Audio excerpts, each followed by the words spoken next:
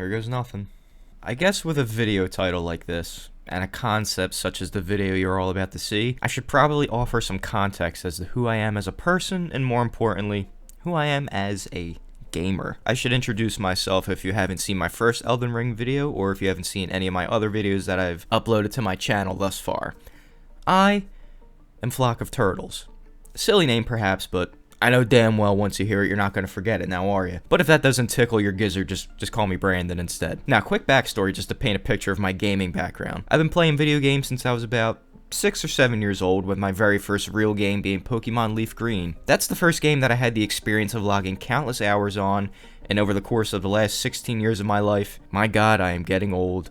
My older brother and I went through this typical video game rotation that most kids go through.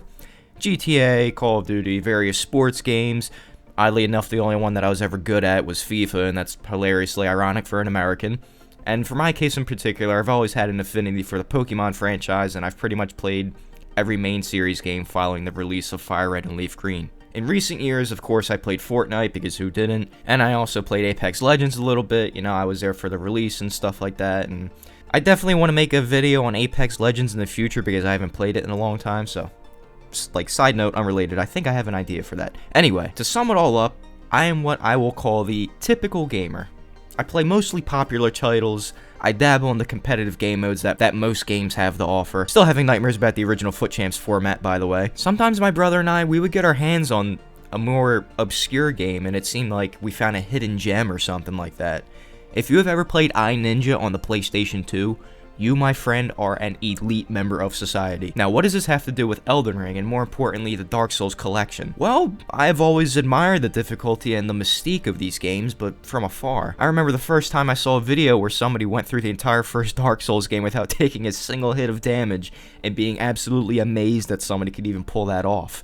And oh my god, the friggin' lore. As somebody who grew up as a history nerd and a lover of great storytelling, it made sense to me to watch hours of lore videos even though I had zero context whatsoever because I'd never played the games before. But I never wanted to try my own hands at these beautiful creations because I assumed that they would just be too hard for me and, yes, maybe even a little too creepy and nightmare-inducing. All that changed when I heard this new game called Elden Ring about to be released. I had seen a couple of YouTube videos from, you know, various people, one of them being VaatiVidya, who, in retrospect, I found out he's basically like the godfather of, like, the Soulsborne games and FromSoft games on YouTube, which is pretty cool. And then one day in work, I brought up to my coworker Dylan, and turns out, guy's same age as me, but he's actually played a ton of these games before. The guy's got a wealth of experience and knowledge, so over the last few weeks since Elden Ring's release, he's been the sage that I go to for tips, general information, and advice. The two most relevant statements being, 1, this game rewards people that don't play like cowards, and 2,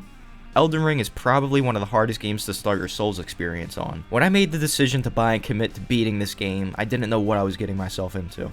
After logging close to 30 hours thus far, not as much as most people, but I do work full-time, and I've also committed to practicing guitar a lot more, and I've come to the realization that putting 30 hours of my life so far has not even begun to scratch the surface of what Elden Ring has to offer. As the viewer, I'm going to take you through the first day, the first 24 hours of my Elden Ring experience, so that I can hopefully show people of all levels of familiarity with Dark Souls that it is possible to teach an old dog new tricks, that it is possible for a casual gamer to become an even bigger nerd than he or she already is, and that if you really put your mind to it, you can achieve anything and improve way more than you thought was once possible. If you want proof, just watch my first Elden Ring video before this one, and then watch my progression from absolute scrub to somewhat competent but still much to learn player. I'm Flock of Turtles, and this is my first 24 hours in Elden Ring, as a Dark Souls noob. Also, spoiler alert, I will be showing and talking about various bosses and places and plot points and things as and when I find them, so I just wanted to put that out there at the beginning. And turns out that I couldn't really fit all of the 24 hours into one video, so I made the decision as I was editing this that I'm going to split this into 2 parts. Stay tuned for that as and when it comes out and when I get the time to work on it, because the second half, I mean, I'm not going to spoil anything, but anyways, with all that being said, I'm Flock of Turtles, and this is part 1 of my first 24 hours in Elden Ring. Let's get into it.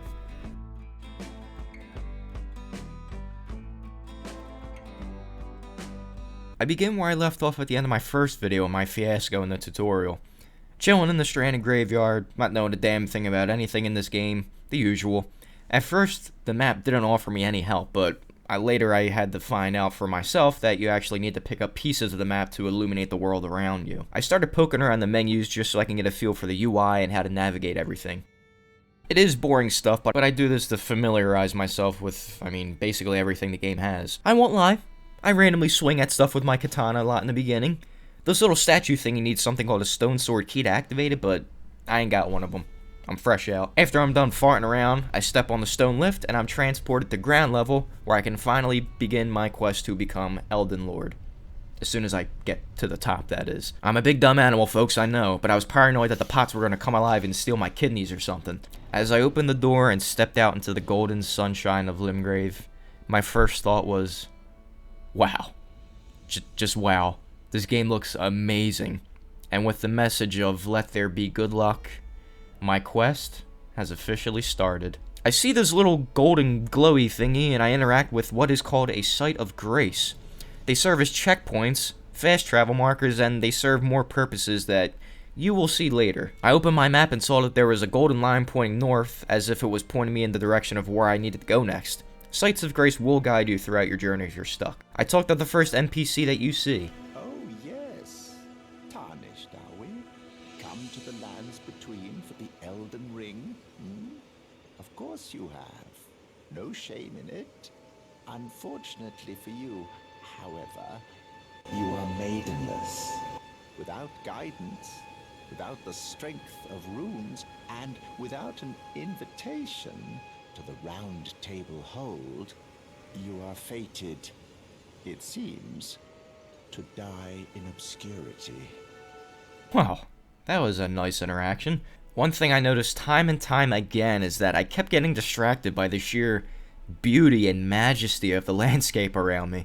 If you're the kind of person that doesn't like video games, I don't care. There is no way you could not look at this game and say that it is objectively, not visually appealing. Just look at how beautiful this game is, dude. After some button mashing to see exactly what my moveset is with my katana, I went over to this bush and collected some fruit. At this point, I had no idea what anything in nature could even be useful for, but that would reveal itself to me with time. I also found a glowing skull. Oh, I know what these things do. When you break them, you get a golden rune, which is basically something that just gives you runes, which are this game's currency. I ran over to this cliffside and found a bunch of wyvern-looking thingies. They look scary, so I turned around and ran the other way. Out in the distance, I see a huge golden armored figure riding a horse. I knew better than to fight him, though. Apparently, he's also the reason why so many idiots wanted a refund on the release day. I finally decided to grow a pair and take on my first enemies, which were a group of those wyvern things I saw earlier. I got my first kill in Elden Ring with the longbow. You just witness history, folks. And holy shit, I finally learned how to lock onto an enemy. Bro, it's over for them now. I did the impossible.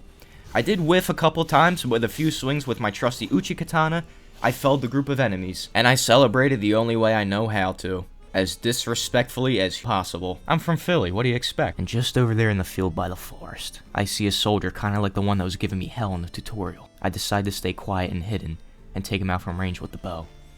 A nice shot in the ass Forrest Gump style will... God damn it. I line up another shot and hit him square in the scapula, and as he turns around, I pepper him up again. My only problem is my dumbass forgot how to switch weapons and I went full potato mode, but my brain eventually activated, causing me to reveal my blade, jump, and defeat my would-be assassin. I used that same strategy to take out another soldier, but with less trouble this time around. If you notice, sometimes I do forget to lock on early on, but that will not last that much longer, I promise. After I mistake that random skull on the ground for a golden rune, I find this rundown church and discover what will probably be the first stop on any new adventure in Elden Ring. The Church of Ella. In here, you will find a smithing table that you can use to upgrade your weapons, and the first of many wandering merchants that you will find in the lands between. You're tarnished. I can see it. And I can also see that you're not after my throat. Then why not purchase a little something? I am Kale, purveyor of fine goods. Calling his goods fine is definitely up for debate, but these items are geared for the start of a journey. The crafting kit, however, is essential if you want to create items from things that you find in the world. Over at the smithing table, you will find that you can upgrade your weapons to +3 using items called smithing stones like the one that you pick up here. Look at how menacing this dude looks. I mentioned it before, but I'm definitely an idiot if I try to fight that field boss so soon. I touched on it earlier, but there have been a great many dummies that I've tried to fight him early on, and they have gotten rickrolled. I checked my map again and noticed that the fog started to lift from the map farther along I traveled. The sights of grace were obviously pointing me north, so I figured I would just be a simple man and do what was asked of me. I knew that little marker on the map was where I needed to go to get my first map piece for this region. Okay, steady. Sneak attack! Oh yeah. Carved him up real nice. These dudes don't stand a chance. Oh, you're minding your own business? Let me just, That was me doing my first critical hit on an enemy, by the way. Definitely feels very satisfying. I found one of those crimson scarab dudes that restores your flask count when you kill it, but I whiffed tremendously. I'm not gonna edit it out. Go ahead, roast me. I don't give a damn. As it rolled away, it led me to this encampment right here. I noticed a few soldiers, but I didn't know exactly how many enemies were here. I took cover behind this broken wall because I knew I had to take stock of my surroundings before I did anything rash. I was gaining some skill in combat, but I was still a greenhorn. Think of it this way. I got through Viridian Forest, but I haven't gotten the Brock yet with my Charmander. I devised a strategy to pick off the soldiers guarding the gatefront ruins one at a time. That way I wouldn't have to take like 5 dudes at once. Some people are into that kind of stuff, but me personally, I just prefer the simple one-on-one experiences. I got one soldier to aggro, and this is my chance to strike him down, but I went full potato mode and just started punching him instead. I'm not gonna say anything, man. I'm just gonna let you watch this stellar gameplay unfold in front of your eyes. God, just so painful to look back on. Yeah, I'm not too proud of how that looks in hindsight, but whatever. This was like less than an hour into my time playing, and I was still ironing out some kinks. You know, like just punching an enemy for 5 minutes. But you know what? I didn't get discouraged or even slightly irritated. After all, I basically taught myself how to play guitar from the time I was 18 to now as a 23-year-old. All the patience and discipline I gathered from teaching myself technique and musical ideas applied so well to Elden Ring, it's not even funny. Ooh, don't look, I killed my own kind! I got paranoid and thought because this game was a FromSoft game that everything could kill me, okay? I'm sorry. After a little while longer, I reached the site of grace at the gatefront ruins, where I run into this feminine-looking apparition. Greetings, traveler from beyond the fog. I am Melina. There is much more complicated lore surrounding Melina and her purpose, but basically she will serve as your maiden and will help you accomplish your goals to become Elden Ring in exchange for you taking her to the Erd Tree. This is also where you can start leveling up your character. Additionally, this is where you get the Spectral Steed Whistle, which will allow you to call in your horse buddy, Torrent. I had enough runes to be able to level up, and with the small amount of knowledge that I had, I knew upgrading dexterity as a melee user would be cool. Riding around on Torrent is a pretty nice experience, and it gives you access to a double jump ability that will obviously allow you to reach greater heights. These golden leaves from the Erd Tree began falling from the sky as I rode around on my ghostly steed. I don't know what they do, but they look cool, and that's all that matters. I realized there was a chest on the back of this carriage, and I found my first weapon. A simple flail, but every new discovery feels good in this game. Even a simple one. I wanted to practice my combat skills and get to a point where I at least had all the basic things mastered. I finally figured out how to two-hand my weapon, and this poor chap was about to be my guinea pig. I did a jump attack, and those things do a lot of damage in this game, but he blocked my follow-up. I was able to dodge his jab, and I finished him off with a katana combo with the right bumper. More of these damn demon spawn things started to harass me, and things got a little dicey, so I had to retreat. One thing I have found is that knowing when to not take a fight is just as important as any other combat skill in this game. Unfortunately, I didn't take my own advice and I tried to fight in a congested area when I just wasn't mentally prepared how to divide my focus among multiple enemies. And I forgot how to lock on again. This clip makes me so mad because that's where the map fragment is and I just friggin' rode right past it like an idiot. Looking back at my first hour, I'm not gonna lie, some of these clips make my head shake and my eyes water at how much of a dummy I was being. Just slicing away at nothing, no regard for stamina usage. Who the hell invited this dude to the cookout? Look at him. I got this dude to about one-shot territory, but then he just mollywopped me into another solar system. Don't worry, I took care of his ass after I respawned. I'm not going to not avenge myself, that would just be a cowardly move. At nightfall, I decided to go back to the Church of Ella, where I'm acquainted with a witch named Rena. She knows that I'm able to command our little ghost horsey Torrent, so she gives me an item that will let me summon spirits in combat. It seems like an innocuous encounter, but as I turn to walk away, Rena says this. Take a listen. Forgive mine intrusion, Tarnished. I doubt we shall again meet. But all the same, learn well the lands between. How long will it be, I wonder, before the tarnished tire of obeisance to the two fingers? And to end off my second session of Elden Ring, I put another level into Vigor to boost my HP because I knew my dumbass needs as much health as possible. And that concludes my first 2 hours in Elden Ring. Ah, I love the smell of defenseless deer in the morning. I decided I would venture east from the Gatefront ruins just to see what the heck is out that way. I stumbled upon this group of what I thought were just regular people, maybe beggars or something that were not willing to fight. But I decided I would take the fight to them, and I laid waste to these ungrateful dead. Oh yeah, that's right, I forgot. I finally went back to that stone pillar and I picked up that fragment of the map that I missed before. You can stop yelling at me now for that. What I like about how the map works is that you really won't know the full extent of the size of the world until you start exploring more and get further into the game. The map seems pretty big now, but oh my god, just you wait until what you see later. One thing I do want to mention is that I kept hanging out at the Gatefront ruins just so I could keep building my combat skills and my confidence. And I may or may not have been scared of progressing to new areas. That was something I guess was left over from my fears of not being good enough for a game like this, but now I realize I was only limiting myself by not finding a balance between going in and out of my comfort zone throughout my time.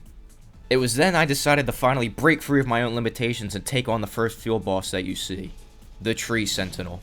Since he's on horseback, I had the right idea by trying to take him on while riding Torrent, but it doesn't do any good when you have a horrible batting average like I do. I hadn't developed a good sense of when and how to dodge attacks, and this is pretty evident looking back on this. I decided I'd be better off trying that fight later, so I went to the Dragon Burnt Ruins, because I had an inkling that there might just be some cool items around here. Man, I fought off a horde of rats just to get pranked. Not cool, man. Not cool. Celia Crystal Tunnel.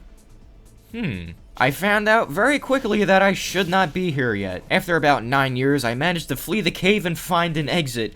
Oh, how I miss the golden sunshine of Limgrave. Mission failed. Whatever this place is, it's dark, it's creepy, and it probably smells horrible in here. I encountered some pretty fearsome enemies for my skill level, well, at the time anyway. I also got taken out by my first opponent that used magic. It was also at this point after respawning that Melina appeared to me and revealed that she's been secretly watching me to see if I could actually handle becoming Elden Lord. But at this point she offers to take me to a place called the Round Table Hold, and this is essentially a hub that you can travel to only through sites of grace. Oh, this is a rare occasion. I can't remember the last time a new Tarnished made their way to the Round Table. Very well. As your senior, I bid you welcome. Allow me a word of advice. As your senior, you are a mere visitor to the Round Table. Nothing more. A house guest. Yet to earn their keep. Remember your place, newcomer. Even though this place seems pretty mundane upon arrival, there are actually several characters you can talk to for information about the world, and most of them have some importance to the story or beyond. For example, this is where you will find the blacksmith that was referenced in the Church of Ella at the smithing table. He can upgrade your weapons beyond +3 and add Ashes of War to them. You'll see what those are later. And if you haven't noticed, some of the Tarnished that gather here are characters that were mentioned in the opening cutscene of the game, like Thea the Deathbed Companion, for example. I opened up my map so I could fast travel back to the world, and this was the first time I saw how dynamic and large the world is. The map seemed to expand beyond what I revealed earlier to show a larger area even still. I went for a quick weekend getaway on the beachfront. Met some of the locals while I was out. Got very acquainted with them. I found another one of those merchants like Kale from earlier. This guy didn't sell anything too interesting though. Then I tried my first Spirit Spring jump. These allow you to jump to greater heights as well as take 0 fall damage from any height if you jump down onto them. I kinda got a little bugged out right here, but anyways, I have to say that I find myself just wanting to roam around and experience stuff like that just as much, if not more, than actually wanting to like progress in the game. Oh my god, just look at this view! How am I supposed to actually play this game when it just looks so damn good? But besides all that, this is the point where I finally decided to commit to beating the Tree Sentinel. I'd gone on long enough just exploring and fighting the same packs of enemies over and over again, and I knew that I would never really take myself seriously as a player if I didn't beat this guy before I advanced further on my journey. Throughout all of my attempts at fighting him, I tried various strategies and I tried to commit his moveset to memory, as I've come to learn that this is quite simply a core aspect of these games and you have to do it. There's no way around it. I'll give you a quick summary of how my attempts went on this round of my fights with him. Obviously, as I was still new to the game, my skills were lacking and the fighting was incredibly sloppy. It's like my eyes and my brain weren't working in tandem and I couldn't understand that, yes, I was a little bit too far away to be hitting him with my katana from that range. However, on this attempt, I discovered that you can perform a charge attack on horseback much like the ones you could do on foot by holding and releasing either one of the trigger buttons, R2 or L2. And I found out that you can perform dodges while on torrent as well. The information didn't quite save me though, as I didn't fully grasp what openings to look for and I hadn't developed the eye to anticipate what attacks were coming next. So he made easy work of me.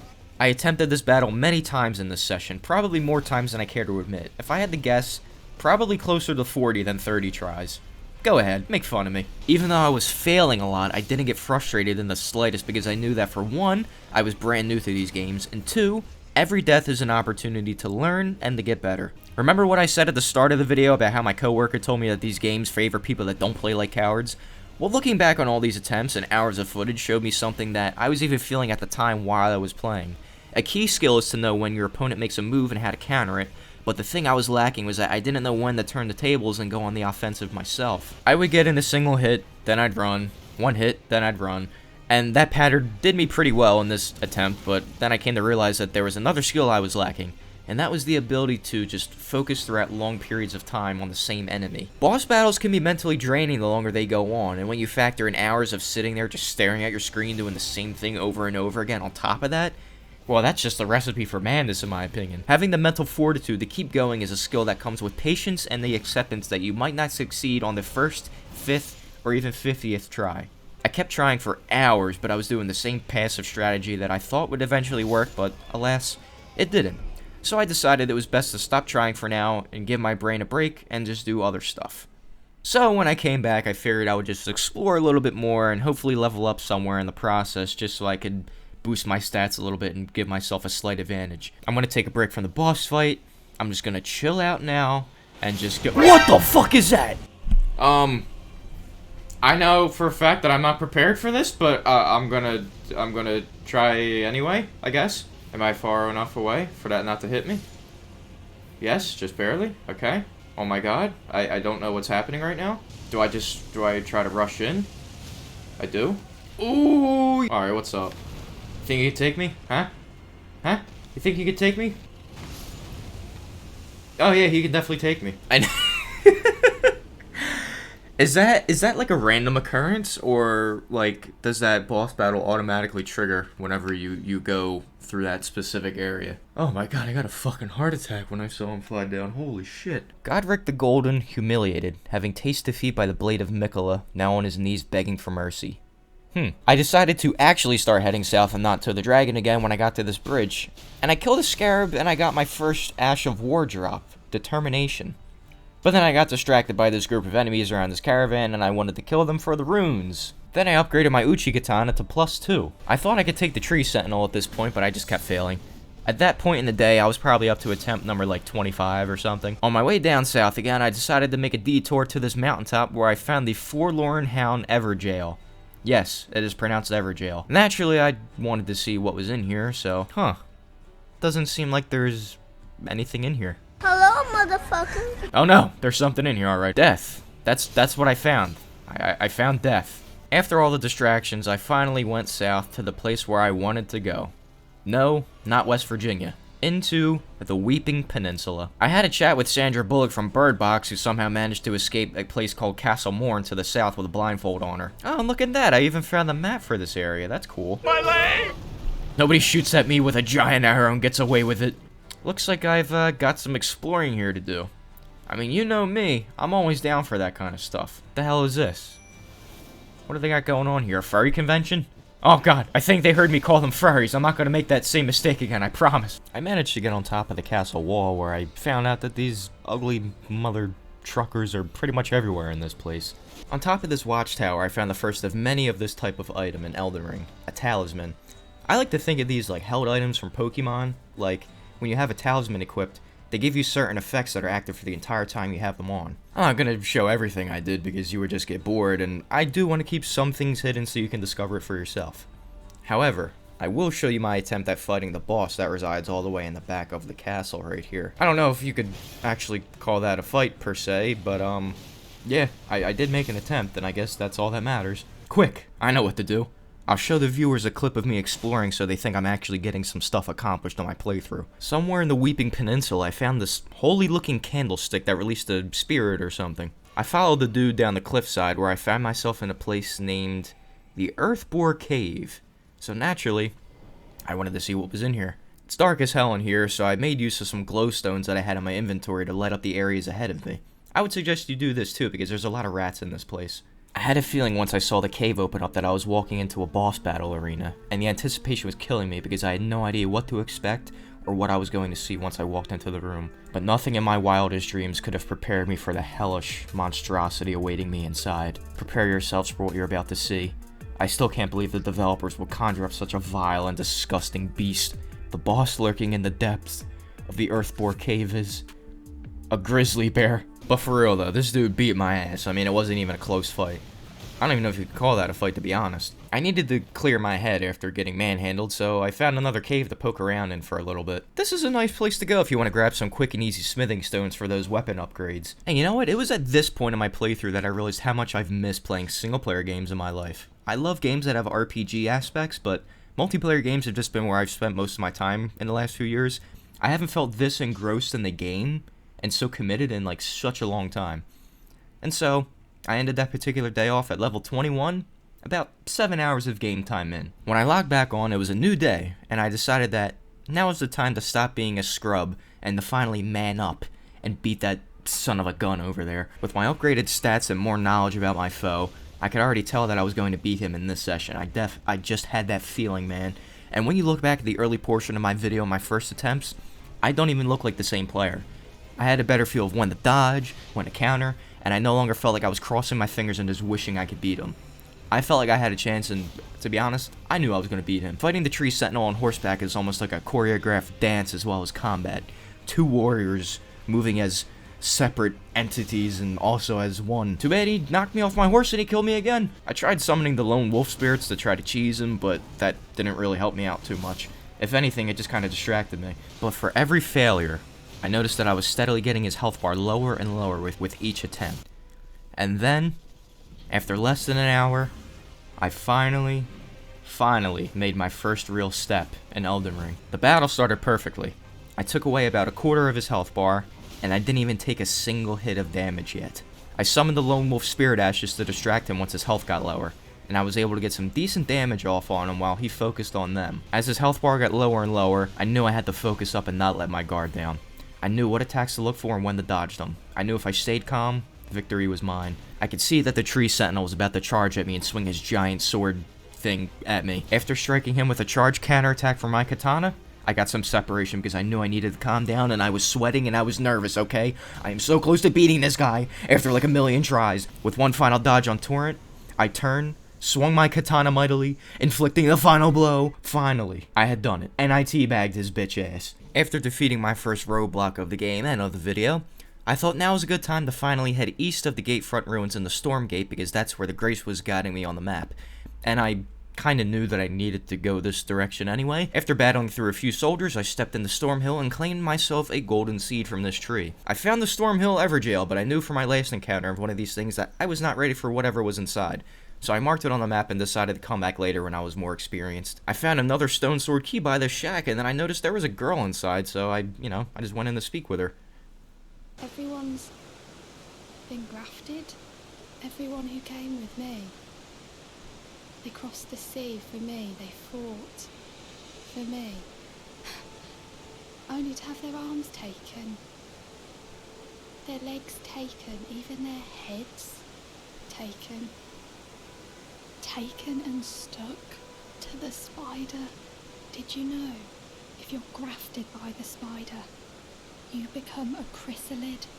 It's quite a lark when you think about it.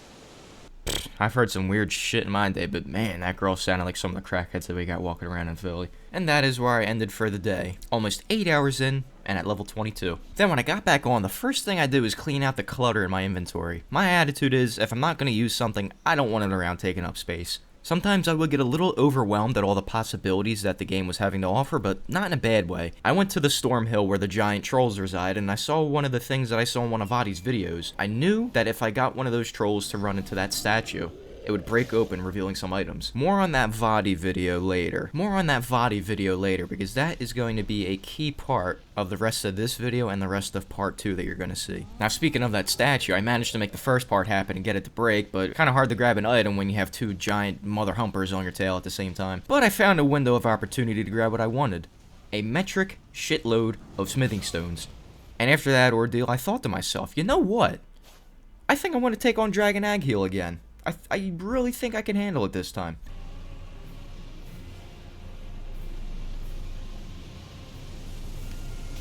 Oh, you dickhead. Oh my god. But after that, I decided to take one more crack at it. Here's how it went. Oh, I'm dead. Yeah. Okay, well, it seems like I'm an idiot and I can't learn from my mistakes first time around, so I'm just gonna do this another time. Ay. Well, from there I went to the Morn Tunnel because I realized the first time I was in here I didn't get to the bottom of it to see what was down here. I fought off more of the furries that I saw in the Morn Castle earlier. This place is filled with them. Still as nasty and still as vicious as ever. After defeating a horde of the furry minions, I found a large wooden door that I assumed contained the chamber of the Lord of the Underground Furries. I slowly opened the door and found myself face to face with a boss. Scaly Misbegotten. I'll leave in the bulk of my first battle so you can all see what I could have done better, but also how much I have improved up to this point. A couple of nicely timed rolls. His attacks are very slow and telegraphed, but they looked like they packed a punch. I thought it was funny how he also stumbled right there at that part.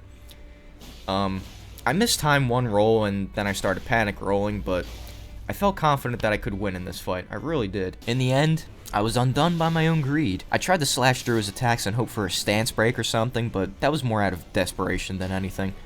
Before you say anything, yes, I know about the Unsheath skill and how good it is. No, I didn't grasp how to use it even though it was literally just holding one button and pressing another. I'm sorry. Now, after a couple more fails, I decided to call upon my trusty pack of wolves to assist me in my quarrel.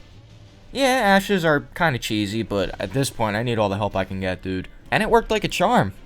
With the help of my doggos, I got the Master Furry down to about quarter health, and I felt like the tide was flowing in my favor. After a few more dodges and counters, I landed one final jump attack and I inflicted a crushing final blow into my boss, spelling defeat for Sandy Higginbottom. I am not strong enough to use his weapon, however. Looks like I need to start hitting the gym. I went joyriding on my horse again, and I found another church. As I made my way into the Church of Pilgrimage, I saw an important-looking item on the ground near the statue. Now, sacred tears are very important because you can use these items at sites of grace to increase the amount of health and FP that you gain whenever you use your flasks. And then I found a giant walking castle turtle thing in this field right here. It looked like it had a fixed pattern, so I marked it on my map in case this was something important I could come back to later. And after that, I entered the 4th Church of Marika. And what do you know? Another sacred tear. Every time I saw one of these spirits in the world, I wanted to talk to them to try to piece together the world around me, but their words were always cryptic and didn't make sense to me. I wanted to see what was down in these ruins below the church, so I chopped up a few enemies and then I went downstairs. And when I went inside, I found this amber shard thingy, and I found a woman trapped here. Frozen to the wall. Yeah, if you could please ignore all the arrows sticking out of every area of my body, I would greatly appreciate it. And that's where I decided to leave off for the day. At the 4th Church of Marika, level 23, and almost exactly 9 hours of game time thus far. I won't lie, next time I got on, things got a little weird in this session. I got to the top of this tower called the Tower of Return, fully expecting there to be some kind of cool item or weapon awaiting me in the chest. You know, that would make sense to me, but no, I got caught in some kind of transport trap instead. Do you have any idea where this trap takes you? It took me to a place called Landil, Royal Capital. Look at how fucking far away that chest took me, dude. Oh my god. I'm not gonna go into too much detail, but yeah, this area is pretty much a late to endgame area. I'm not supposed to be here right now. Huh. Looks like this dude's sleeping. Maybe I can just... Hello there. On second thought, maybe I won't. You know what the funniest part is? I actually tried fighting him after I ran away the first time. It was a pretty close fight. When I respawned, I did actually attempt to get a feel for what this Stone Temple Pilot's moveset is, just out of curiosity. I figured I might as well fight while I was here. Doesn't mean I was successful. Get a feel for his moveset. Yeah, who the hell am I kidding? I tried fighting the boss at Morn Castle again. As you can probably tell, the outcome didn't quite go as planned this time around either. Honestly, I was lucky to get one single hit off whenever I attempted this fight. I still didn't have a good grasp of how to evade certain attacks at this point. Okay, I'm gonna pause right here. This part might be confusing because I'm jumping around a little bit, but I think I forgot to record me going to the place I am now, which is Stormvale Castle. But I guess that saves you from spoilers, so it might not really be a bad thing. Basically, I'm here to fight the boss that shows up. That's all I wanted to say. Now, back to your regularly scheduled programming. I really like the bosses that have cutscenes. Take a listen. Tarnished. In search of the Elden Ring. Emboldened by the flame of ambition.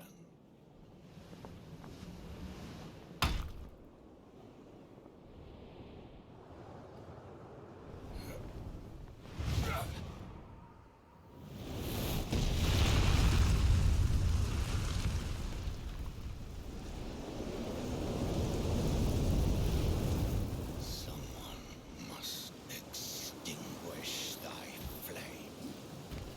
Let it be Margit the Fell. I knew I would need to use Spirit Ashes because my self-confidence was severely damaged after my multiple failed attempts at Leonine Misbegotten.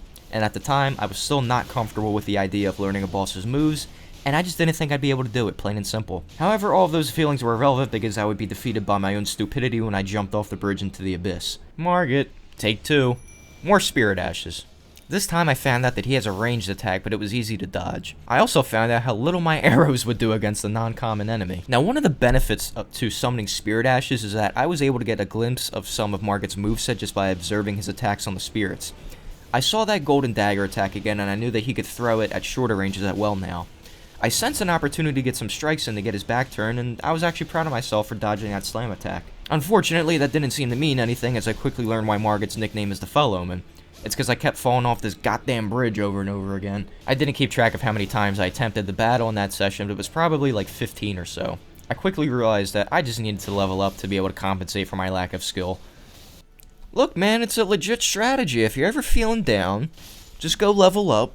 Just beat up on some common enemies to make yourself feel better. I found this place called the Artist's Shack and picked up a painting. I mean, I guess that's cool even though I have no idea what these are even good for. I didn't know that rune farms were a thing, so I just kept grinding the old-fashioned way.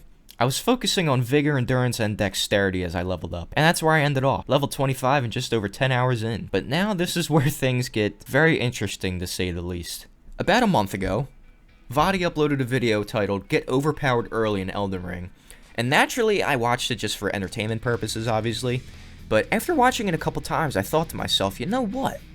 I'm gonna do that. So from this stage onwards, I decided to go on a quest to become stupidly overpowered for my current stage of the game in order to compensate for my lack of skill, and to also have a little bit of fun with the game.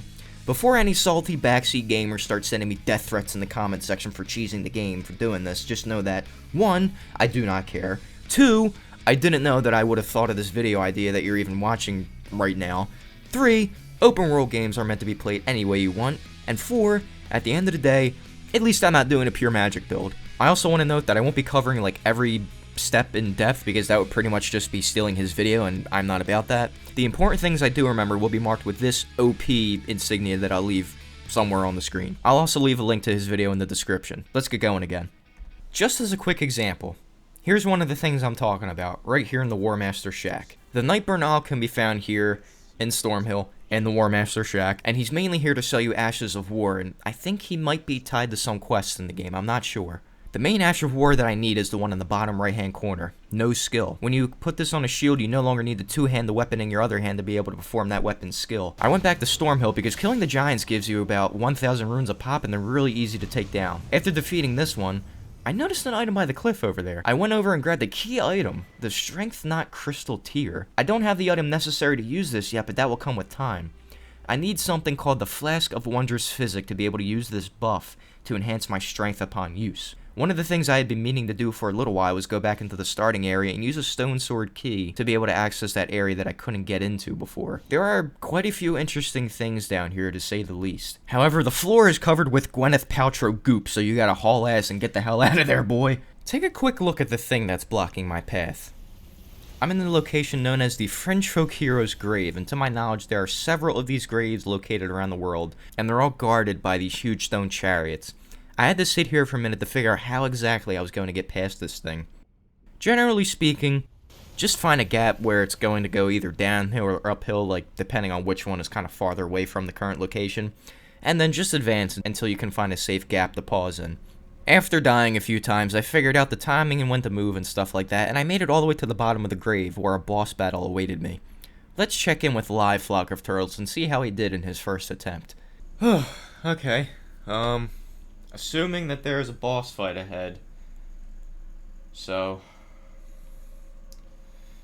let's see what it is. I mean, I have no idea what this is. A lot of the bosses, I mean, I don't look up any of this stuff beforehand, but what I'm probably going to start doing is looking up guides if I can't beat things, because this game has definitely humbled me so far. So, I don't know what's awaiting on the other side of this mist, but looks like I'm going to find out. Whoa! Death! That is what is awaiting me.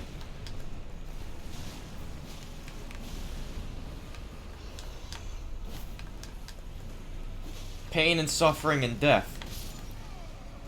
I mean, I guess when it ends that quickly, I can't really be mad. Oh, and I can respawn right here. Okay, that's good. Alright, so ulcerated tree spirit. Alright, so it led with that lunge attack. Let me see what I can do. How about if I just roll? I'm pretty much leaving as much as I can in from the battle so you can get a full picture of how the fight went. Oh, hell yeah, look at me go, finally learning how to use my noggin a little bit. Oh shit, I have no stamina. Alright.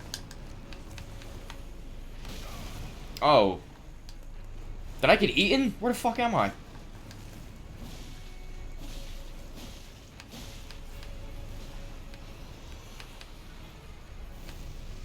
Uh-oh. I sat in my chair for hours trying to beat this thing, but what I noticed is that this is the first boss fight where I was actually learning about its attacks, what moves were coming next, and how to dodge them. This boss fight was probably the awakening I had as a player, and the first time I really felt like I was finally grasping the core essence of boss fights in Elden Ring. That doesn't mean I was having any success, it just meant that I was indeed learning. In this session I attempted the ulcerated tree spirit 26 times, with some attempts being more successful than others. Here's probably the best one of the bunch. I believe that this was the battle that prompted me to actually take to YouTube and look up a guide for this boss. So what you'll find out if you decide to take on this boss for yourself is that you're almost fighting 2, maybe 3 things at once. The boss itself, the camera, and the size of the room. The setting for this fight is a recipe for a whole host of issues. For one, a giant enemy in a small room relative to its size makes this fight feel claustrophobic, and like you don't have much room for error. Pun definitely intended. Furthermore, because of how target lock works with this particularly large enemy, it causes the camera to do some insane whipping motions that can make it difficult to see where the character is, and sometimes you might not even be able to read which attacks are coming next.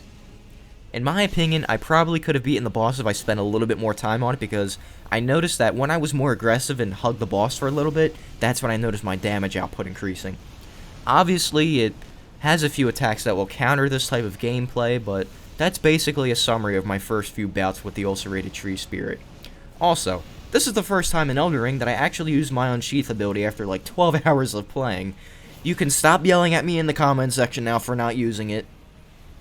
I'll let the rest of the fight ride out, so you can just see how I was trying to fight, and hopefully you can take something away from this. I mean, I'm definitely not the best player in the world, but maybe if you've been having trouble with the boss, you can see how I'm dodging the attacks and whatnot.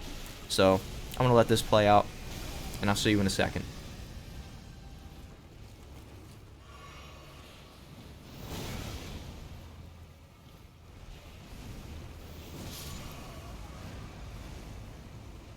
After I got humbled a few more times, I decided to clear my head and wander around for a little bit. And then it hit me. After fighting an enemy with rapid movements like the tree spirit, I can definitely take on that rumbling, bumbling Margit dude that's in Stormvale Castle. So that's exactly what I did. And after only 8 attempts, the second time around at least, something pretty special happened. I'm going to leave in the full battle so you can see for yourself how I fought Margit in this attempt, and so you can see how much I've improved as a player since the start of the video and the start of my journey. Alright, so a little bit of a live comm action right here. We've got Testudines facing off against Margit the Fell Omen. Nice dodge from that overhead attack. A couple of swipes from Margit doesn't really do much because Testudines jumps back and dodges it. Now what I noticed, and I think I mentioned it before when I first fought Margit, those glowing daggers that he throws, he does do like an actual, like, oh Jesus, he does do like a melee attack with them close range, but sometimes even if you are relatively close like I am here, he still throws them, so it can kind of throw you off a little bit if you're not prepared for it. Now right here, that is something that I did a lot, even in a lot of my failed attempts. When he goes for that, like, sort of charge overhand, what would you call it, like a slam, I guess? Doing a couple rolls behind him and then just getting off a quick attack on his backside is, like, a perfect sort of thing. Right here is funny because he almost jumped to his doom right there, and I was really hoping that he just jumped off right there. That would have been hilarious if he did.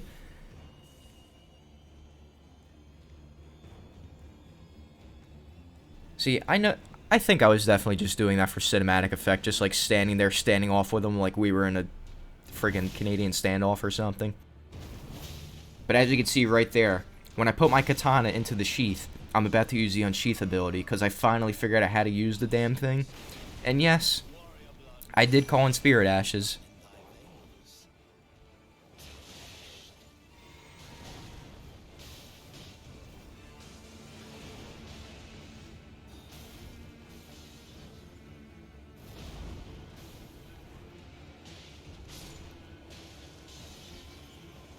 So at this point, I got him to just below half health. And when I got these, there's a couple hits on him right there, I definitely felt like I was going to get it. I really did. That's the unsheath attack. Does a lot of damage, man.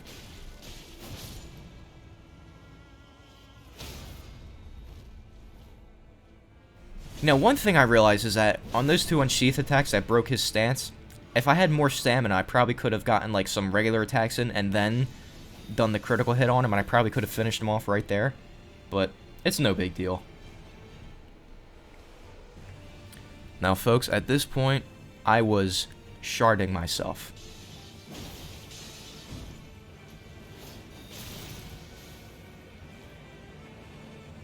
And you're going to see very closely, and you're going to see very quickly, it came down to the wire. I knew that if I made one mistake, I'd be done because I didn't have any healing flasks left, but I knew I could do it. With a deft roll and a final strike, I finally vanquished Margit the Fell Omen.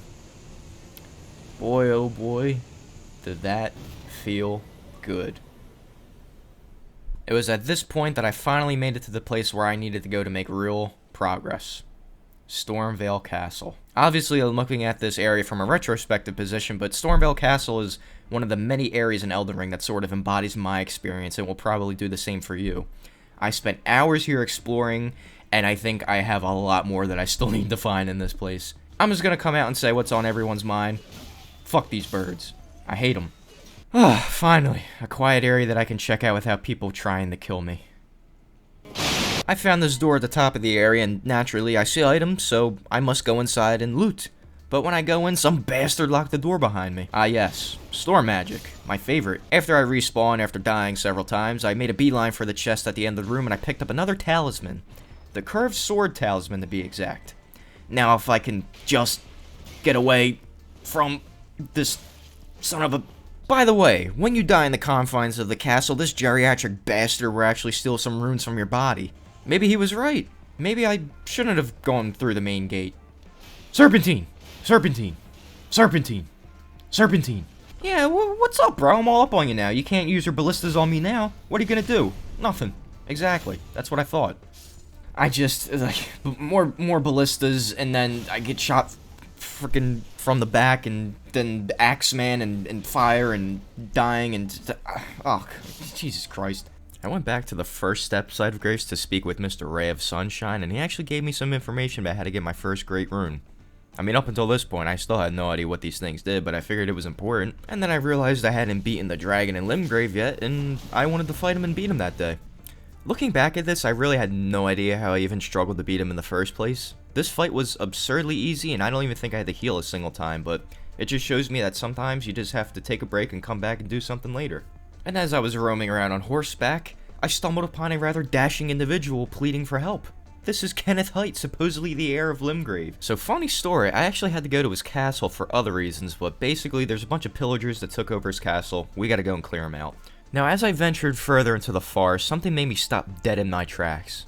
See those things over there? Those are bears. Fucking huge ones too. Yeah, I couldn't help myself. I had to attack one because I was curious. I wanted to see what they did and how they fought, and I want you to take a wild guess to see what the result of that decision was. Now, when I respawned, I couldn't remember why Kenneth Height's name sounded familiar, and then it hit me. I had to go to Fort Height anyway as part of my quest to become OP Vadi style, so I went back to the video, marked it on a map, and I found it. Now, there's a couple things I need to get done here. One is pick up this golden seed so I can get more flask uses, and the other reason is so I can get blood roses, which could be crafted into blood grease.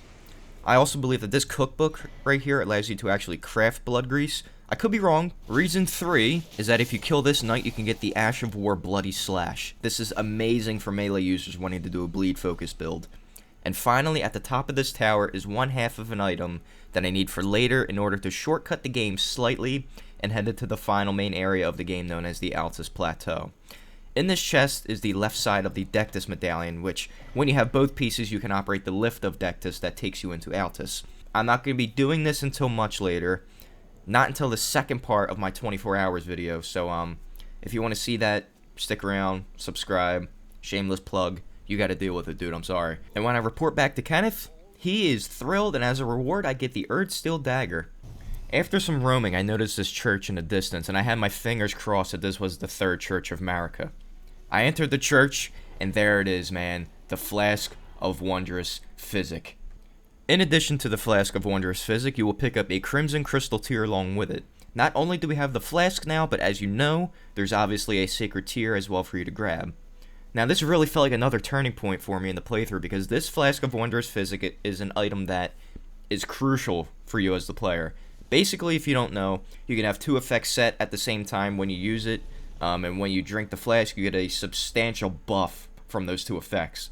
Unfortunately, I decided to go northeast into the part of the map that I hadn't yet discovered, and this would turn out to be my least favorite area in the game by far. But before we talk about that, I experienced my first invader. I had no clue what this even was. What the fuck is that? What even is that? Did I just get invaded by, like, a multiplayer what the fuck was that? What even was that? Hell, I even got killed a second time around, dude.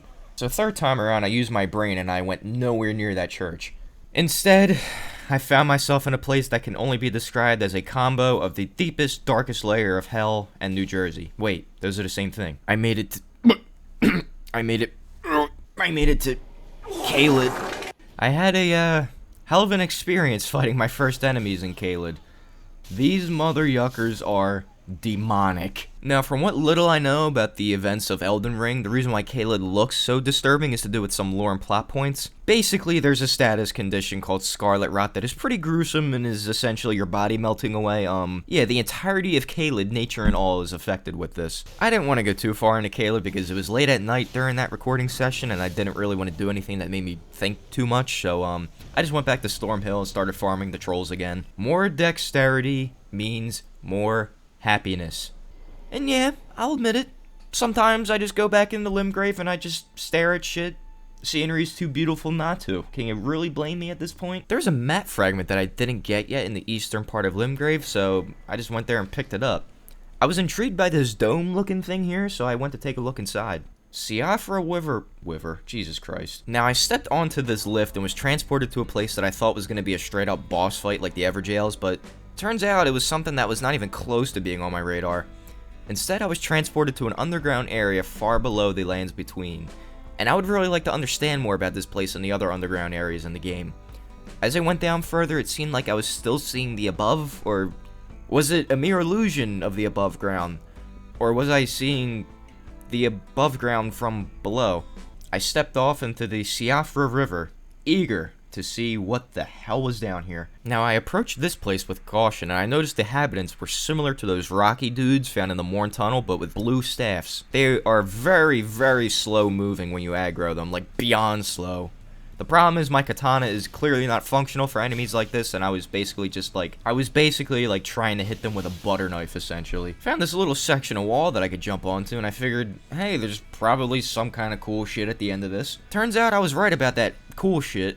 Now, I could have sworn that I saw a scarab down there that looked like it'll drop like an Ash of War or something, so naturally, I tried to go down and get it. Keyword. Tried. Now, second time around, I can happily say that I didn't jump to my death, but I was a little surprised that the scarab gave me these oracle bubbles. Turns out that's a sorcery, and I'm not a mage, so I can't really make good use of that now, can I? Either way, I'm not a heretic, so I'm not going to be using sorceries anyway. I found a lift that took me to a different area, and I noticed all these little crab dudes just chilling everywhere, and I was like, oh, okay, I wonder what we have here. And then I noticed this damn Kingler that came out of nowhere and tried to kill me. Dog, that thing's a Pokemon. That just used Hydro Pump on me. But unlike Pokemon, this thing showed no mercy and actually used its powers to kill me. I found a bunch of these pillars that had the option to light a flame on them. Don't know what it does, but I might as well do it. Why not? The atmosphere down here feels strange. Serene and peaceful, yet it feels like at a moment's notice I could be in danger. Ah, apparently these electric orb things are also hostile. That would have been nice to know beforehand. After I poked around for a little bit longer, I decided that I simply wanted to do other things and see new people, so I just left. Alright, another OP quest alert. I forgot to unpause the recording when I found these, but close to this minor Erd tree, there are two crystals for your physic, right here. One is the green spill crystal tier, which boosts stamina, and the other is the spiked cracked crystal tier, which boosts charge attacks. I don't know if that applies to fully charged spell attacks or just melee. Either way, I had to grab them. Another pit stop on my quest to become overpowered early is right here. Right in the Limgrave tunnels. Now, while I was here, my main goal was to grab a metric shit ton of smithing stones. Just take your time and look around for as many as you can. There's a lot of them in here. And the final thing that I'm going to be doing today in part 1 of my first 24 hours in Elden Ring is another bit of that quest to become overpowered. I'm in Stormhill, trying to find some spirit ashes, doing my thing.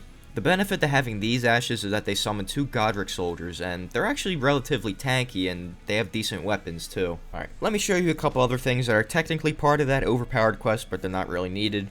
This root resin can be infinitely farmed, and that's what you need to craft the grease buffs. I grabbed a bunch of smoldering butterflies from this fire slug thingy because I want to make fire grease and arrows. And I'll be leaving you here just under 15.5 hours into my first 24 hours in Elden Ring. Wow, where did the time go? And you know what? I think that's a good place to stop for today.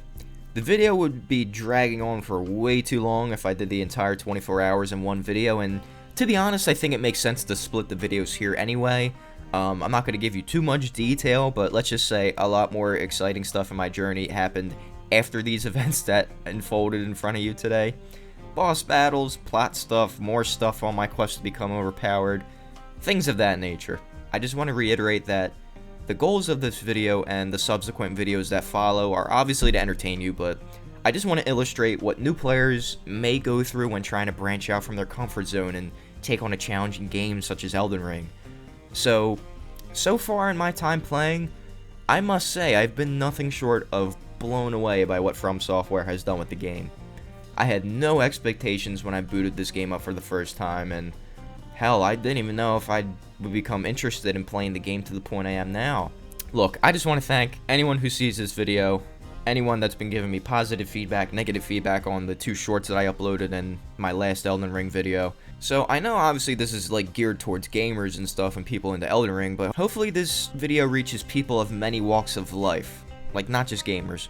Because there's definitely something to take away from my struggles and my triumphs while playing this game. Elden Ring has taught me personally that failure is just an opportunity to grow, and that with every defeat, every setback, you might feel disappointed in the moment, and it sure is easy to let yourself feel that way, but you're slowly becoming smarter and better with every failure. In the end, if you find that you're never failing at something and you aren't being challenged, well then, you're not really improving as a person, are you? If you liked what you saw from me today, do me a solid, leave a like on the video, or leave a comment if you want to share your thoughts about something more specific in particular. Subscribe to my channel so you can be notified when I upload the follow-up video to this and exhibit the second half of my 24 hours. And subscribe for the simple fact that I play other games too. I haven't been able to for a while because I've been busy with work and my guitar lessons and whatnot, but in the future, maybe you just want to be entertained and hear some jokes and just see me play other games or whatever. My other content might be able to scratch that itch for you. And those videos are generally on the shorter side too, so they're easier to digest. So, with all that being said, over this last hour or so, I'm Flock of Turtles. You've been amazing. Thank you for tuning in, and I hope to see you again soon. Stay safe, folks. I'll see you later.